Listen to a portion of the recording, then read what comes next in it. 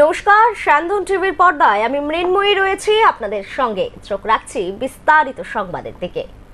জাতীয় স্তরে রাজ্যের বায়ো টেকনোলজি দপ্তর এবার স্কচ অ্যাওয়ার্ড পেতে চলেছে। দেশের 27টি রাজ্য স্কচ সংস্থার কাছে 400টি প্রকল্পের জন্য আবেদন করেছিল, তারপর বিভিন্নভাবে প্রতিযোগিতায় অংশ নেয়।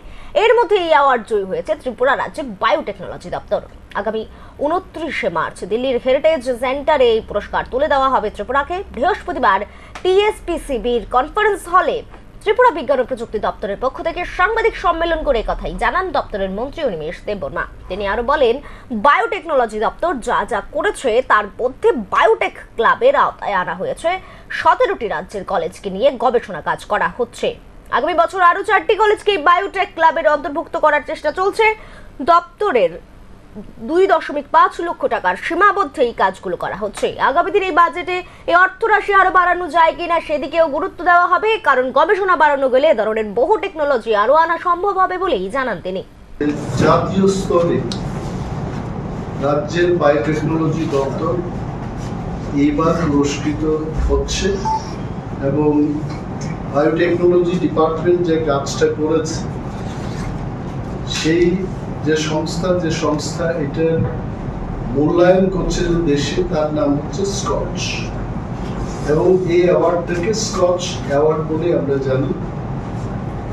এই সম্মানটা কিন্তু আমি যতটুকু আমাদের কাছে খবর আছে 27টি রাজ্যের থেকে 400টি প্রকল্পের জন্য সেখানে আবেদন করে এবং ডিফারেন্ট স্টেজে কম্পিটিশনের পর আমাদের রাজ্য ত্রিপুরা, যার বায়োটেকনোলজি দপ্তর আগামী 29শে মার্চ 2025 নয়াদিল্লির হেবিটেট সেন্টারে একটা অনুষ্ঠানের মাধ্যমে আমাদের কাছে এই সম্মাননা তুলে দেওয়া হবে। মুখ্যমন্ত্রীর বাসভবনের সামনে বসে নিজের চিকিৎসার দাবি করলেন স্বামীর পরিত্যক্ত নাবালিকা গৃহবধূ। স্বামীর নির্যাতনে অসহায় এই গৃহবধূ। পিতার আর্থিক অভাব অনটনের কারণে চিকিৎসা করতে পারছে না স্বামীর পরিত্যক্ত নাবালিকা গৃহবধূ। 1 বছর আগে স্বামী বিকাশ আচার্য তার শরীরের আগুন লাগিয়ে দেয় বলেই অভিযোগ। বৃহস্পতিবার মুখ্যমন্ত্রীর বাসভবনের সামনে বসে মুখ্যমন্ত্রীর কাছে চিকিৎসার দাবি করেন এবং অভিযুক্ত স্বামীর কঠোর শাস্তির দাবি জানান তিনি। নাবালিকা গৃহবধূ জানান তার বয়স 17 বছর। ঘটনা গত 1 বছর আগে। নাবালিকা গৃহবধূর অভিযোগ, 2.5 বছর আগে আগরতলা পূর্ব থানার অন্তর্গত প্রতাপগড় নিউ জুয়েল ক্লাব সংলগ্ন এলাকার নাবালিকা কল্যাণপুর থানার অন্তর্গত দাউছড়া এলাকার নন্দদুলাল দেবনাথের ছেলে বিকাশ দেবনাথের সাথে পালিয়ে গিয়ে বিয়ে করে।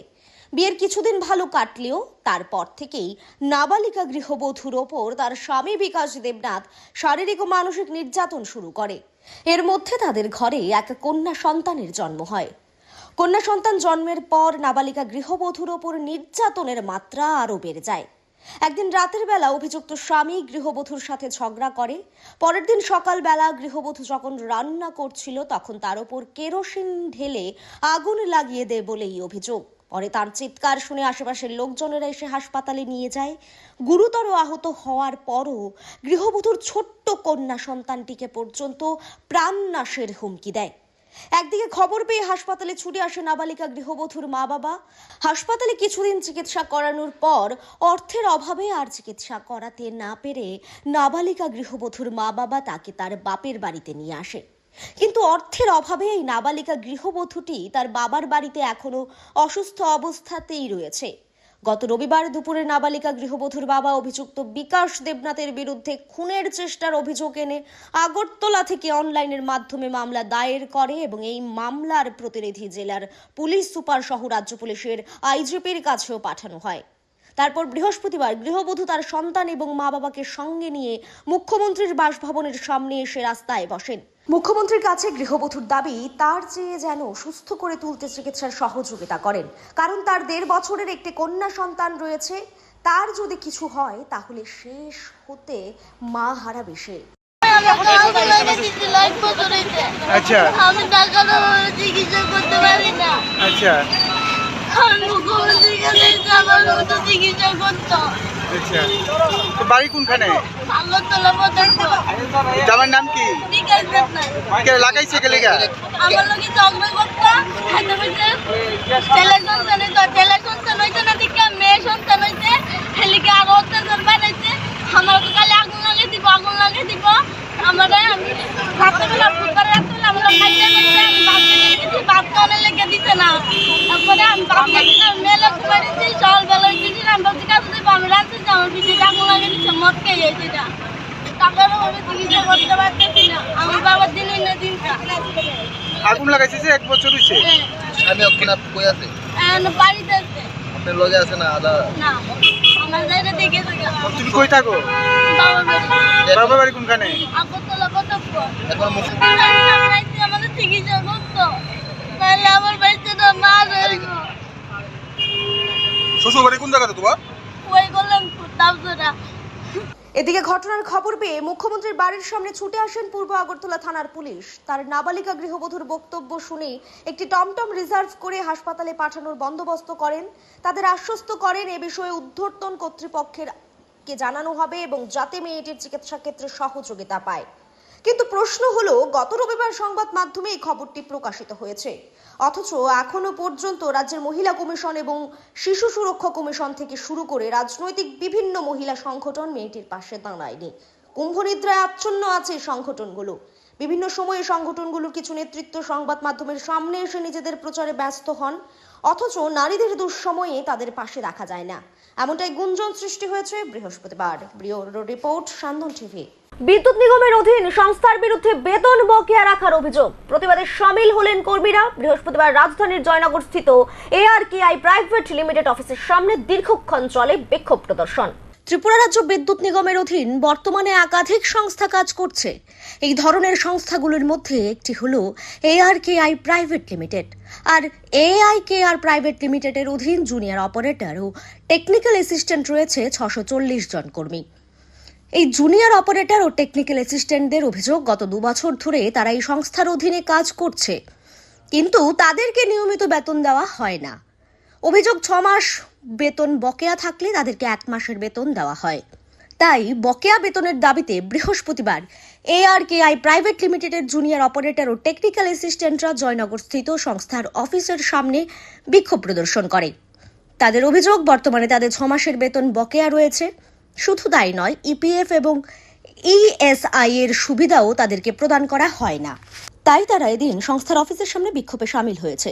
এর আগেও তারা গত 5 মার্চ তারা সংস্থার অফিস কক্ষের সামনে আন্দোলনে সামিল হয়েছিল। তারপর এদের মধ্যে কয়েকজন 1 মাসের বেতন অ্যাকাউন্টে প্রদান করা হয়েছিল, কিন্তু তাদের মধ্যে সিংহভাগ কর্মীর বেতন গত নভেম্বর মাস থেকে এখনো পর্যন্ত বকেয়া রয়েছে। এই সংস্থার অধীনে মোট 640 জন কর্মী রয়েছেন। সংস্থার এমডির তালবাহানায় তারা বর্তমানে সংসার পরিচালনা করতে পারছেন না বলেই জানান। একদিকে অপারেটর কর্মী জানান তাদের শুধু বেতন বকেয়া নয়, EPF ও সিকিউরিটি মানি পর্যন্ত সংস্থার কাছে রয়েছে।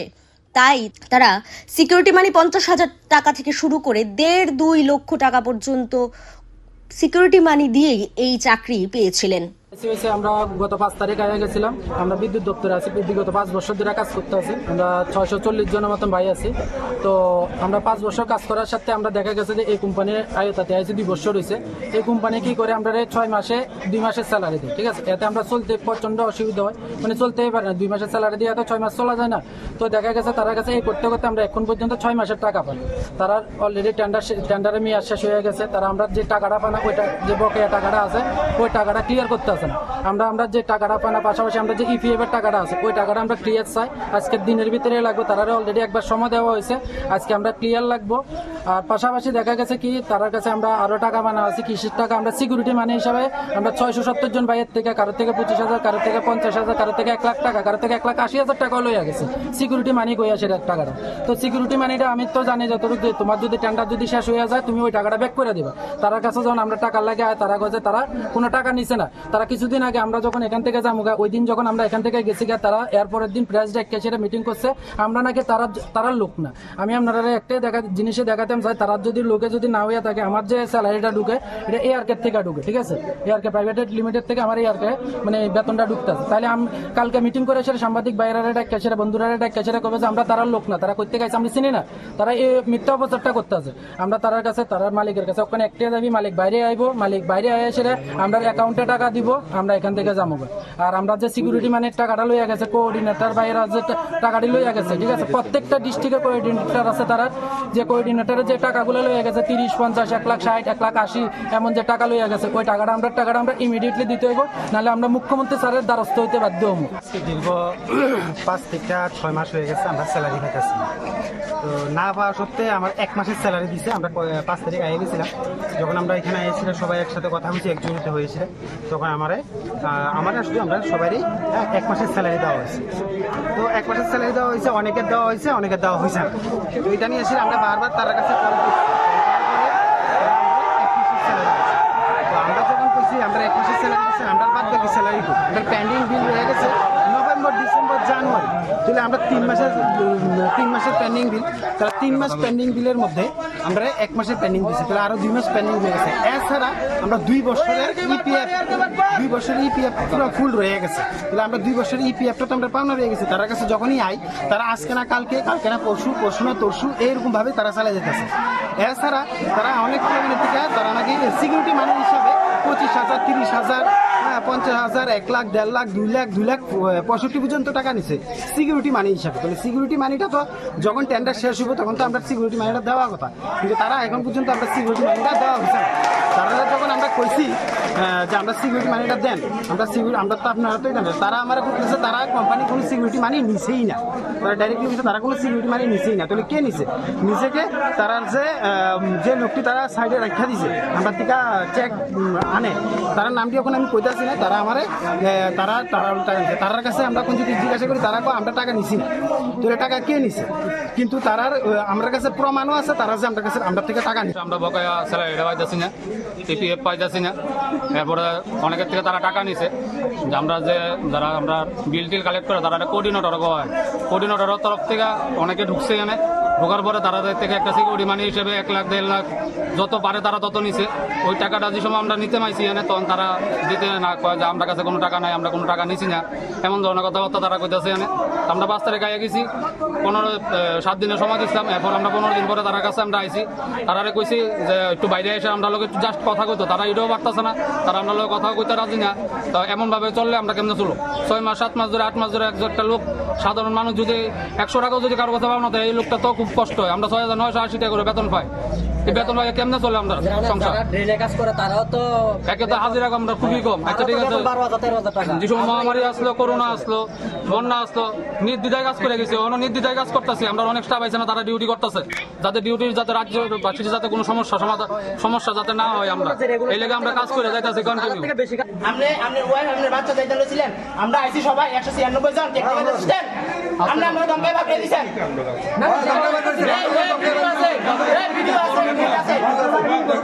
একদিকে আন্দোলনের হইচই শুনে এমডি ঘরের ভেতর থেকে বের হয়ে আসেন। এমডির বক্তব্য, বিদ্যুৎ নিগমের সঙ্গে এআরকেআই প্রাইভেট লিমিটেডের টেন্ডারের মেয়াদ গত জানুয়ারি মাসে শেষ হয়ে গেছে। জানুয়ারি মাসের পর আর কোনো কাজ সংস্থাকে দেওয়া হয়নি বিদ্যুৎ নিগমের পক্ষ থেকে। তিনি গত 5 মার্চ কর্মীদের দাবি শুনে বিদ্যুৎ নিগমের ডিজিএম শিশির দেববর্মার সাথে যোগাযোগ করেছেন বলে জানান কর্মীদের। আধিকারিক শিশির দেববর্মা বলেছেন, এআরকেআই প্রাইভেট লিমিটেডের অধীনে যারা কর্মী রয়েছেন তাদের ফেব্রুয়ারি এবং মার্চ মাসের বেতন বিদ্যুৎ নিগম থেকে দেওয়া হবে। এমডি সাহেব এমনটা আশ্বাস দেওয়ার পর বঞ্চনার শিকার হওয়া কর্মীরা আরো বেশি ক্ষেপে যান। যদিও এমডি সাহেব আরো বলেন, নভেম্বর এবং ডিসেম্বর মাসের কর্মীদের বেতন বিদ্যুৎ নিগম থেকে সংস্থাকে দেওয়া হয়নি, তারপরেও নভেম্বর মাসের বেতন সংস্থার পক্ষ থেকে দেওয়া হয়েছে কর্মীদের। বিদ্যুৎ নিগমের সঙ্গে যে চুক্তি রয়েছে তাতে বলা হয়েছে কর্মীদের বেতন মিটিয়ে দেওয়ার পর সাথে সাথেই সংস্থাকে সেই অর্থ রাশি মিটিয়ে দেবে বিদ্যুৎ নিগম। সুতরাং বিদ্যুৎ নিগমে গিয়ে দাবি জানানোর জন্য বলেন এমডি। তোমার প্রিন্সিপাল এমপ্লয় টিএসসিসিএল, তুমি শুধুমাত্র রিক্রুটমেন্ট এজেন্সি না, ডিপিএসসি, তুমি আপনি আমার নন জুডিশিয়াল স্টাফে আমার থেকে আমি তোমারে কইতেছি সবগুলো ভাইস রাস্তাতে চলে, তোমার তেতুল জ্ঞান আছে, তুমি কইবা আমার তেতুল জ্ঞান আছে। বকেয়া টাকাটা বকেয়া টাকা যতক্ষণ পর্যন্ত টিএনসিসিএল ছাপবো, টিএনসিসিএল এর কথা হয়েছে, তোমরা শুধু আমার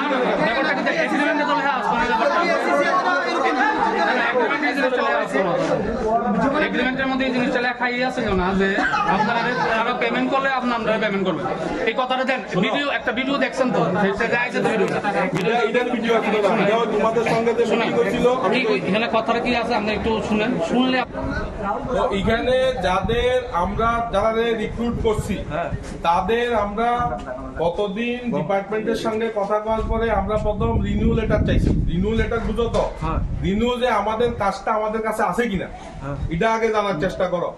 কাজটা তারা রিনিউ করছে না, তারা জানুয়ারি পর্যন্ত আমরা দিয়ে রাখছিল। আইও করছে না, তুমি শুনো না।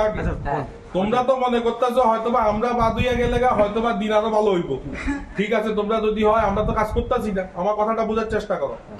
আমি নিজে ব্যক্তিগতভাবে অসুস্থ, যারা আমার লোকে দেখা করে গেছে আগে, আমি তাদেরও কইছি এটার জন্য একটা অফিস আছে, অফিসে মেনটেন হয়নি।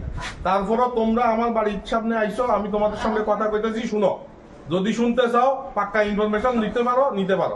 আমার কাছে যদি 5 জন আইও, আমি কাগজপত্র আমি কয়ে দিতে, আমি সবটি কয়ে দিই। আমাদের কাজ আছে হইল গিয়া জানুয়ারি মাস পর্যন্ত তারা ছিল। আমরা তাদের রিনিউ করার কথা কইছি, তারা রিনিউ করছে না। গতদিন মন্ত্রী বাহাদুরের অফিসে মিটিং হয়েছে, মিটিং এ ডিসাইড হয়েছে যে ভাই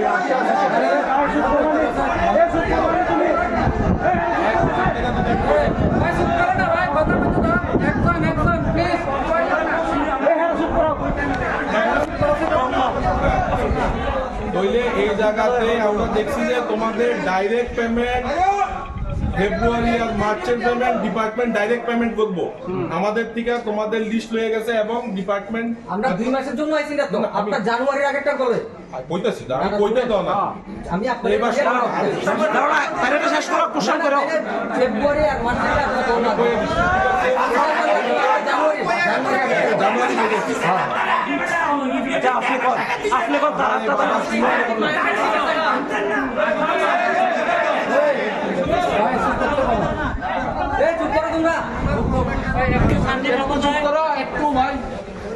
আমরা শুনো, তোমরা যে আইসো এটার থেকে আমরা খুশি তো, তোমাদের কাছে আমরা সরি।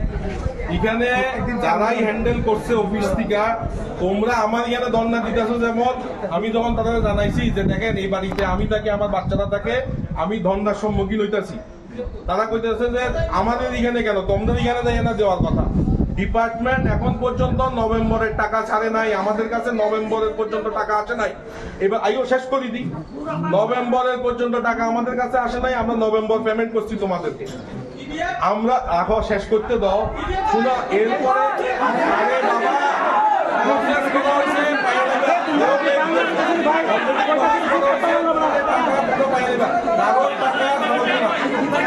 আমি তোমার কাছে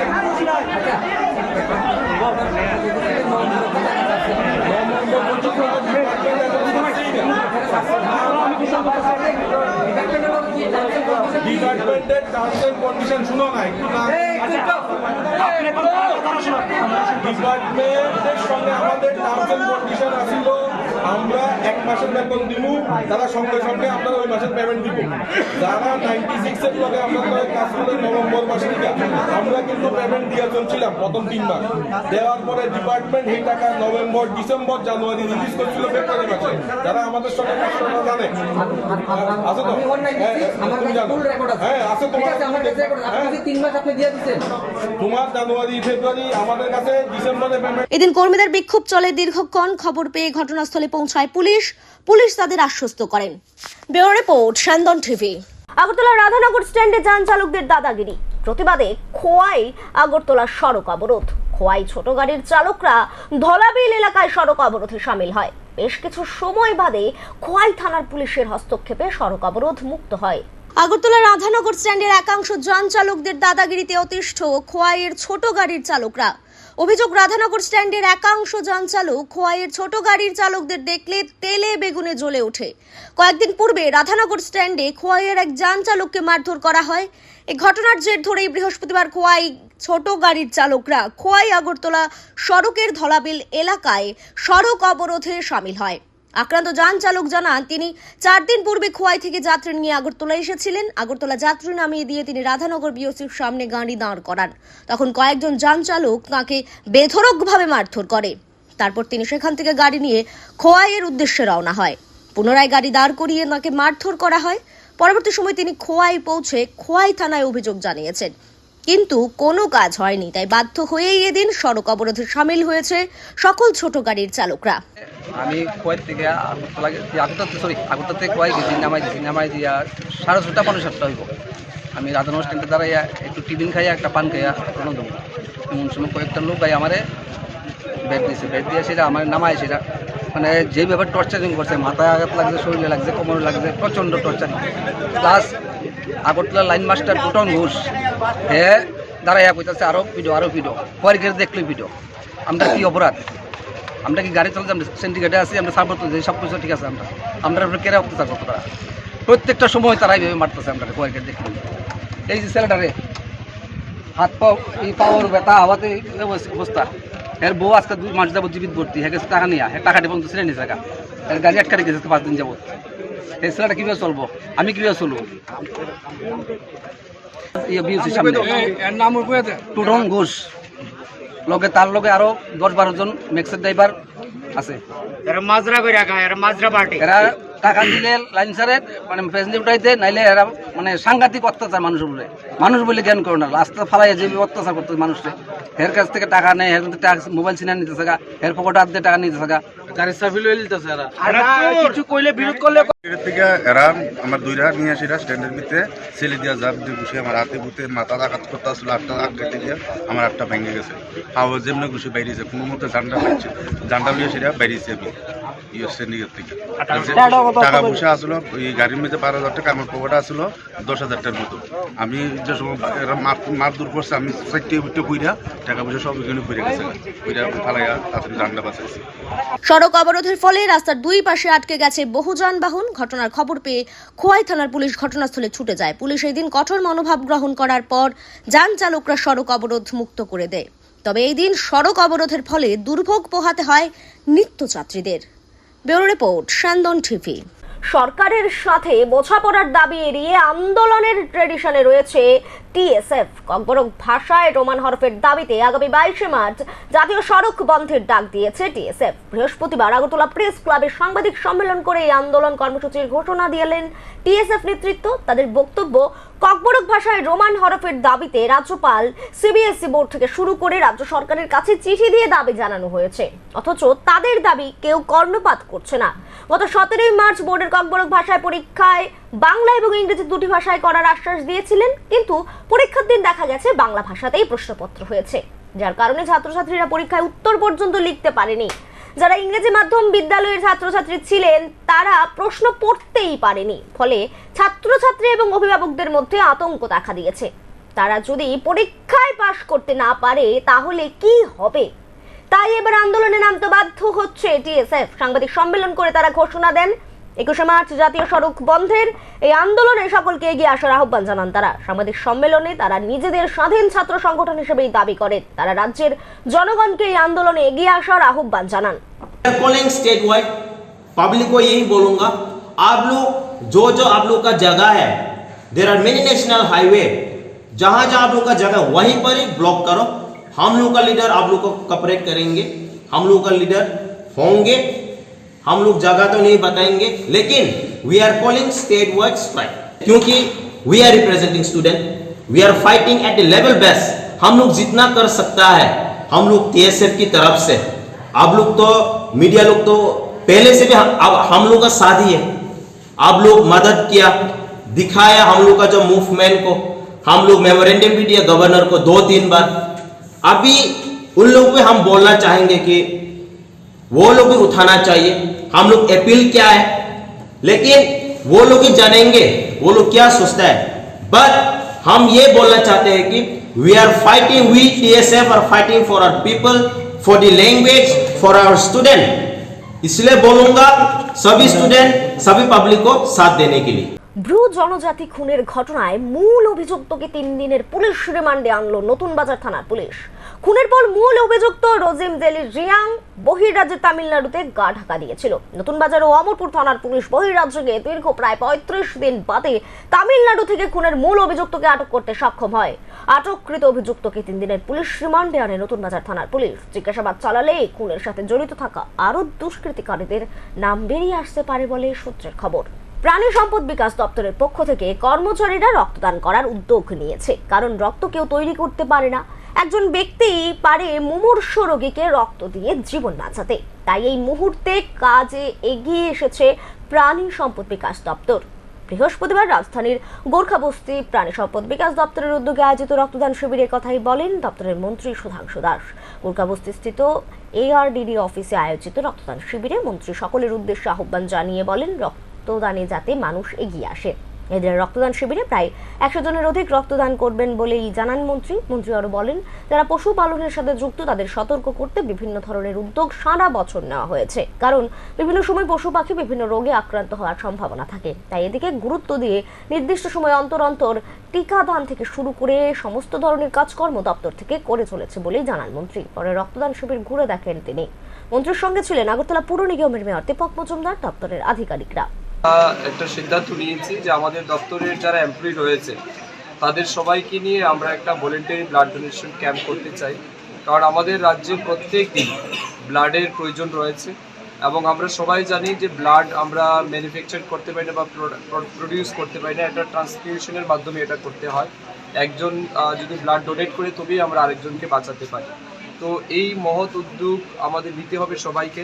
তো আমি বিশেষ করে প্রাণী সম্পদ বিকাশ দপ্তরে আমাদের সেক্রেটারি, ডাইরেক্টর এবং অন্যান্য যারা আধিকারিক রয়েছেন সবাইকে অন্তর থেকে ধন্যবাদ জানাচ্ছি, কৃতজ্ঞতা জানাচ্ছি এই মহৎ উদ্যোগ গ্রহণ করার জন্য। তার পাশাপাশি আজকের দিনে আমাদের ডিপার্টমেন্ট বিশ্রামগঞ্জ বাজারে সরকারি ন্যায্য মূল্যের দোকানে ভয়াবহ অগ্নিকাণ্ড, পুড়ে ছাই সম্পূর্ণ দোকান। খবর পেয়ে ঘটনাস্থলে ছুটে যায় 2টি দমকল ইঞ্জিন, তবে দোকানে যাওয়ার রাস্তা না থাকায় ঘটনাস্থলে সঙ্গে সঙ্গে পৌঁছাতে পারেনি দমকলের ইঞ্জিন। আগুনের লেলিহান গ্রাস করে নিল পুরো দোকান। অগ্নিকাণ্ডের সূত্রপাত নিয়ে দ্বন্দ্ব রয়েছে সকলের মনে। সরকারি ন্যায্য মূল্যের দোকানটির নাম আমতলী রেশন দোকান নাম্বার 1। রেশন শপের ডিলারের নাম বিপ্লব দত্ত।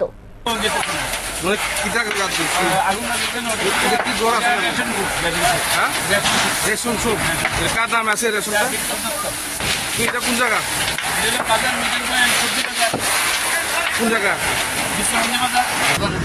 সবজি বাজারের ভিতরে একটা আগুন লাগছে আর কি।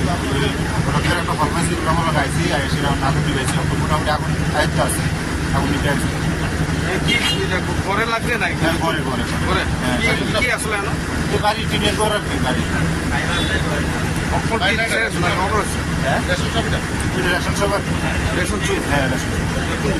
আগরতলা পুর নিগমবাসীর বিভিন্ন সমস্যাকে সামনে রেখে শহরে আন্দোলনে নামলো কংগ্রেস। বৃহস্পতিবার প্রদেশ কংগ্রেস ভবন থেকে সদর জেলা কংগ্রেস কমিটির পক্ষ থেকে এক বিক্ষোভ মিছিল সংঘটিত করা হয়। এরপর আগরতলা পুর নিগমের মেয়রের কাছে ডেপুটেশন প্রদান করা হয়। নিগমের বিরুদ্ধে অভিযোগ, মশার উপদ্রব বাড়ছে শহরে, বিশুদ্ধ পানীয় জলের ব্যবস্থা নেই, নিয়মিত আবর্জনা সাফাই করা হয় না, জল নিষ্কাশনের ব্যবস্থার অবনতি সহ চৈত্র মেলার নামে কেলেঙ্কারি চলছে।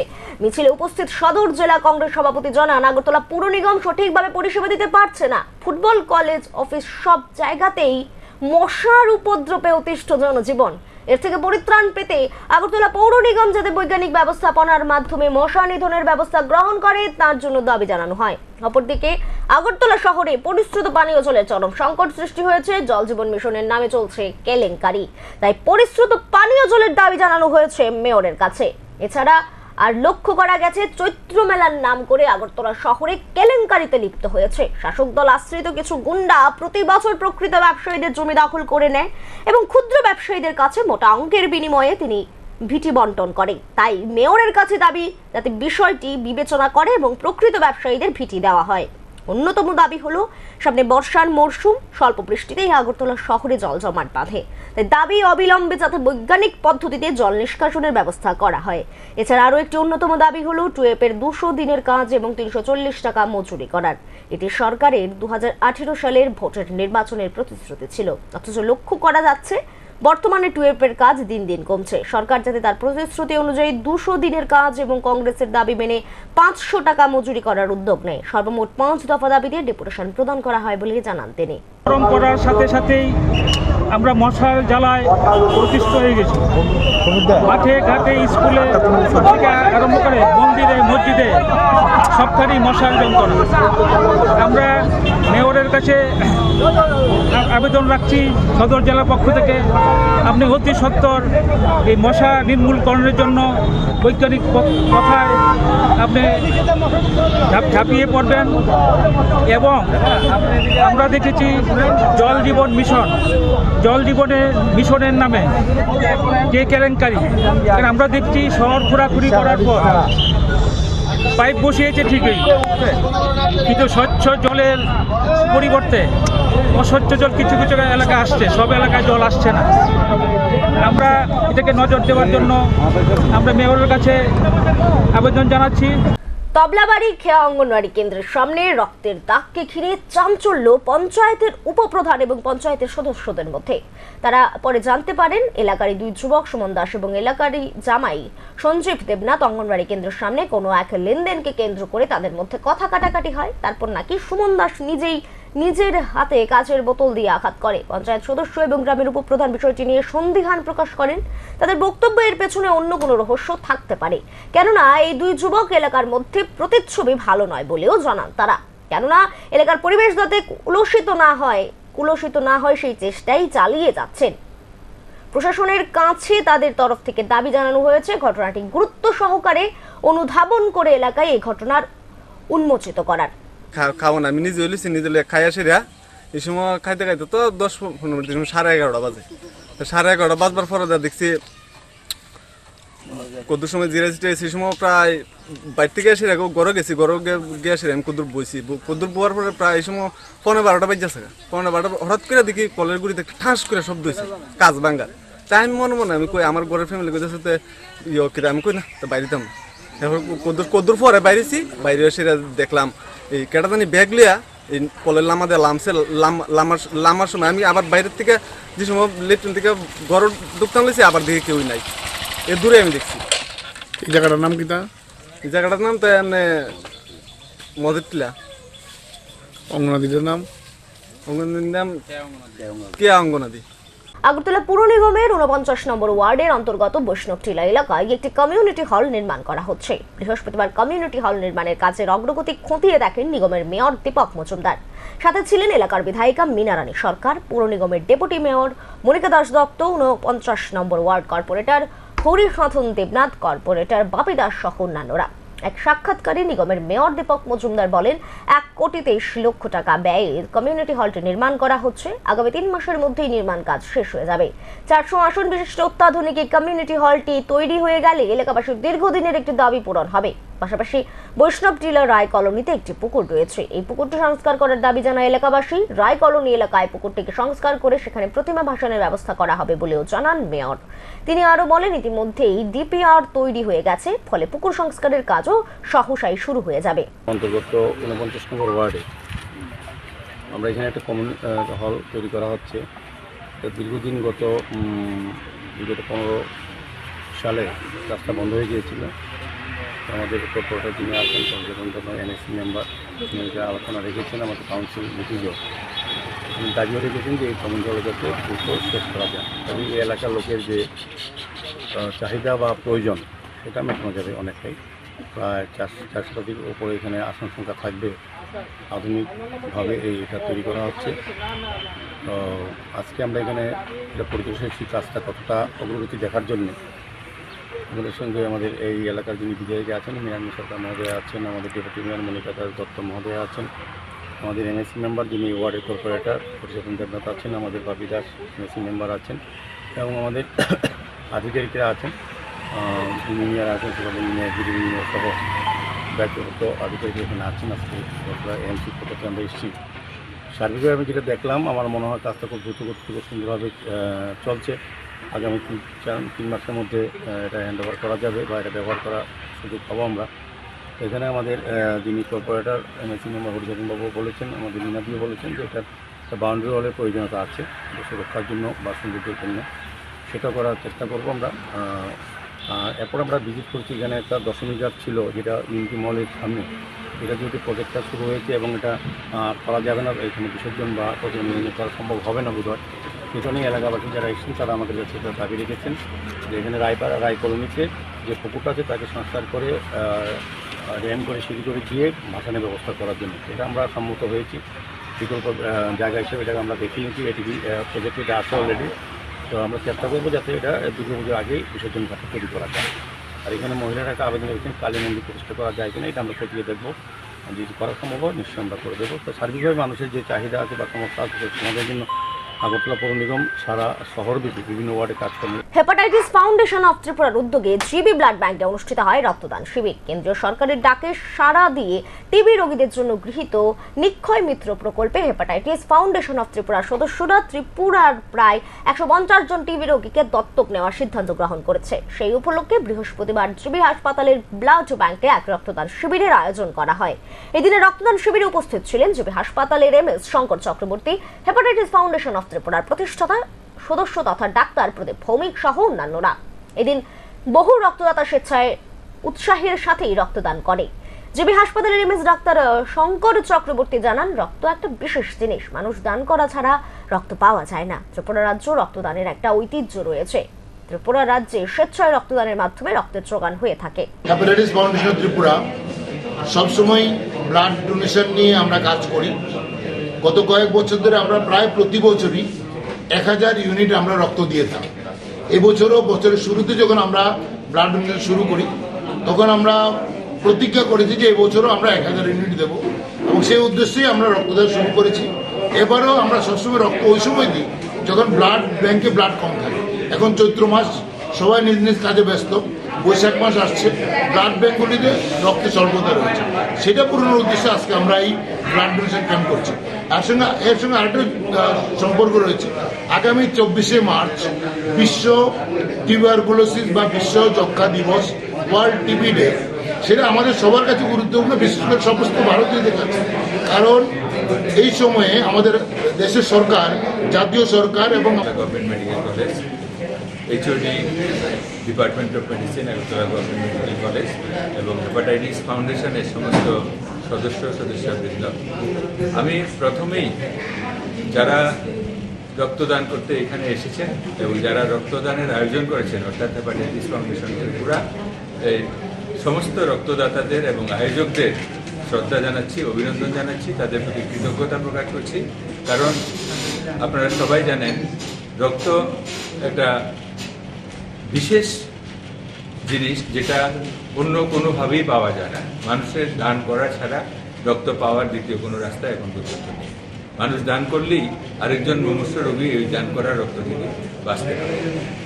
এবং আমাদের উদয়পুর জগন্নাথ বাড়ি উন্নয়ন কমিটি, উদয়পুর পুর পরিষদের যৌথ উদ্যোগে বসন্ত উৎসব ও রাধা গোবিন্দের নৌকা বিলাস উৎসব অনুষ্ঠিত হয় উদয়পুর জগন্নাথ দীঘিতে। বৃহস্পতিবার সকালবেলা প্রথমে জগন্নাথ মন্দিরে বৈদিক মন্ত্র উচ্চারণ এবং প্রদীপ প্রজ্বলন করে শুভ সূচনা করেন গোমতী জেলা পরিষদের সভাধিপতি দেব রায়, উদয়পুর পৌর পরিষদের পৌর প্রধান শীতল চন্দ্র মজুমদার, উদয়পুর মহকুমা শাসক ত্রিদীপ সরকার।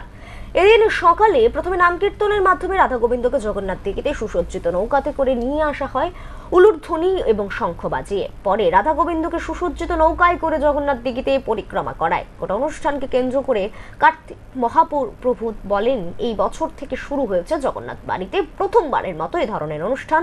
আগামী বছর আরো বৃহত্তর পরিসরে হবে, এমনটাই জানান তিনি।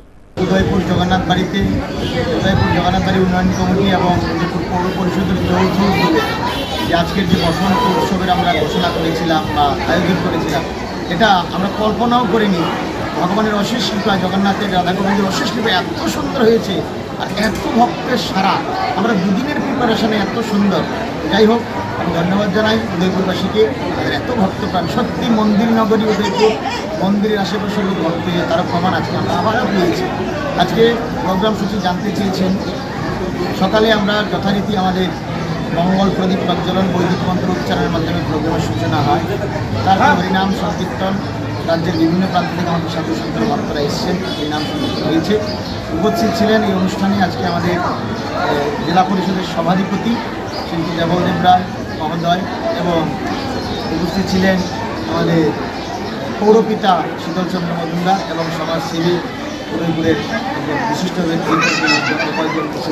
এখনকার মতো সংবাদ এখানেই শেষ করছি। সব খবর, সব আপডেটের জন্য চোখ রাখবেন সান্দন টিভির পর্দায়। নমস্কার।